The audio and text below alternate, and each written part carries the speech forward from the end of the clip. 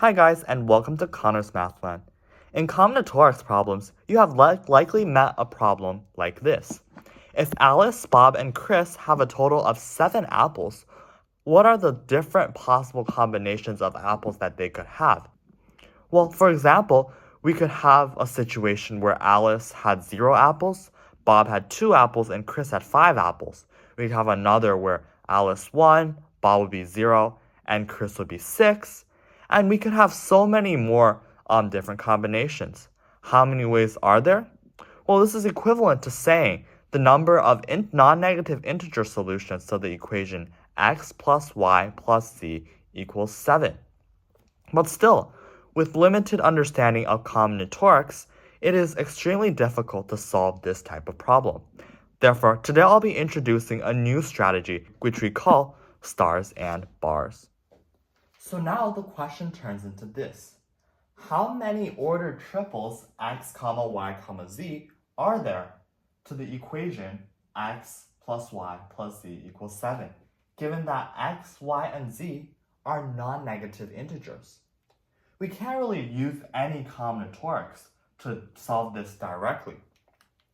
One thing that we can think of is we can use casework to list out all the possible x, y, and z. We could have 0, 1, 6, we could have 0, 2, 5, and we could have 0, 6, 1, including everything in the middle.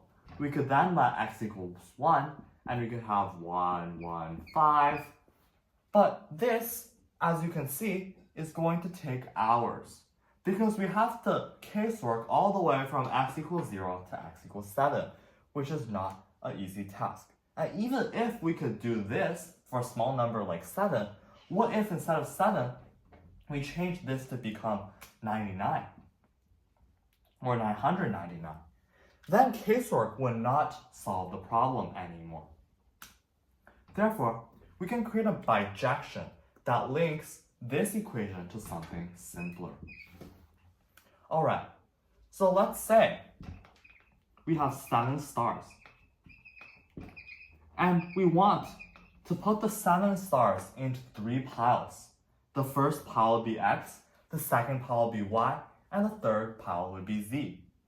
Instead of putting them into 3 piles and separating them, we could simply draw 2 borders. Right? For example, I could draw a border here, and I could draw another border here.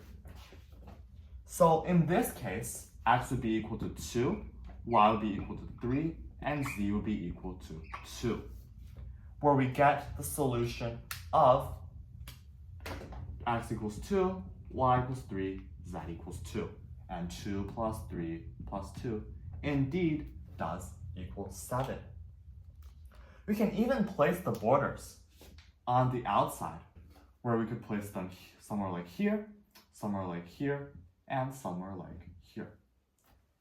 This will get us something like x equals 0, y equals 1. Oops, sorry, I placed one more border here. Oh, we only need 2 borders, because 2 border gives us 3 piles.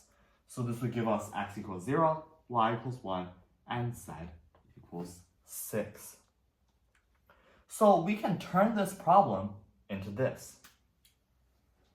Given that we have 7 stars and 2 borders, how many ways are there to permutate this?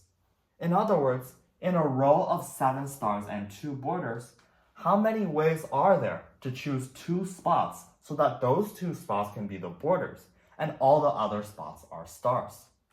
I am hinting very heavily to 9 choose 2. Why? Because I have 9 blanks. And out of these 9 blanks, I have to choose 2 of these blanks to become borders. All the rest of the blanks can become stars. But what would 9 choose 2 be equal to? Well, 9 comes from the number of stars plus the number of borders, and 2 comes from the number of borders. What is the number of borders also equal to? The number of borders is also equal to the number of variables For example, in here, we have x plus y plus z, so we have 3 variables. The number of variables, minus 1. So in this problem, there will be 9 choose 2, which is equal to 9 times 8 over 2, 36 ways of getting ordered triples x, y, z, such that x plus y plus z equals 7, where x, y, and z are non-negative integers. Putting this into a general case, if we let an equation be x sub 1 plus x sub 2 plus plus x sub n equals k, where in here there are n variables, and where k is a constant value, like in here they add up to 7, right? K is a constant value here.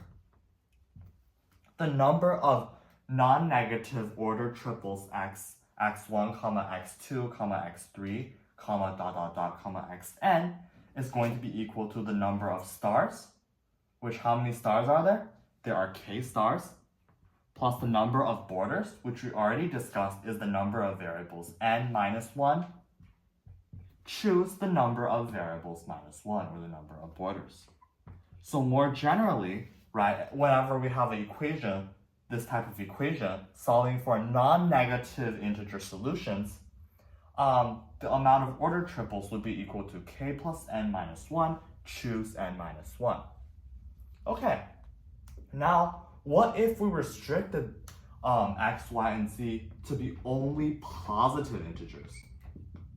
In other words, going back to the original problem, what if Chris, Alice, and Bob needs to have at least one apple? There are 2 ways we can think about this. The first way is to first distribute an apple to each of them. What we're essentially finding is, right, originally it is x plus y plus z equals 7. But now because one apple is distributed to each, right, x already has 1, y already has 1, and z already has 1, we can write this as x plus y plus z equals 4. And now a person having 0 apples will be allowed because they already have the apple forced into them, right? I already forced the apple into you. Now you can choose to not take any more apples. And this would yield the same formula, where we have k plus n minus 1, choose n minus 1, which would be equal to 4 plus 3 minus 1, choose 3 minus 1. However, what if we made this a little more general? Well, think about what we did here, right? Originally, what was k? Originally, k was 7, right? But we subtracted 3 by k because we forced one apple into each person. But what is 3? 3 is the number of people. If we only restrict it to positive integers, we could write this as, right, k plus n minus 1 and then minus n, because we are forcing one apple to each of the n people, choose n minus 1, which this would be equal to k minus 1, choose n minus 1. Another way of understanding it would go back to our stars and bars example. And you wonder where the name stars and bars comes from? It comes from this bijection, where we put bars between stars. I find that very interesting. Alright, so instead of placing the bars and stars wherever we want, we can set a restriction that we have to place the bars between 2 of the stars. So this gives us 6 ways, 6 places that we can place the bars in, and we have to choose 2 places that the bars can go, yielding us similarly 6 choose 2. But what is 6 equal to? Well, 6 is equal to the number of spaces, which is equal to the number of stars, which we previously defined as k minus 1. Similarly, 2 is equal to the number of variables minus 1, which also yields us k minus 1, choose n minus 1. an equation in the form x1 plus x2 plus dot dot dot plus xn equals k, where k is a constant and x1, x2, xn are positive or non-negative integers, we call that a Diophantine equation. Yeah, it sounds really fancy, and if you go in AOPS and search, right, there will be millions of topics talking about Diophantine equations. Alright, so that's all for today. Hopefully, after watching this video, you are now able to find the number of non-negative integer solutions to a Diophantine equation. Thank you for watching Connor's Math Line. If you like this video, please like, comment, and subscribe. See you next time.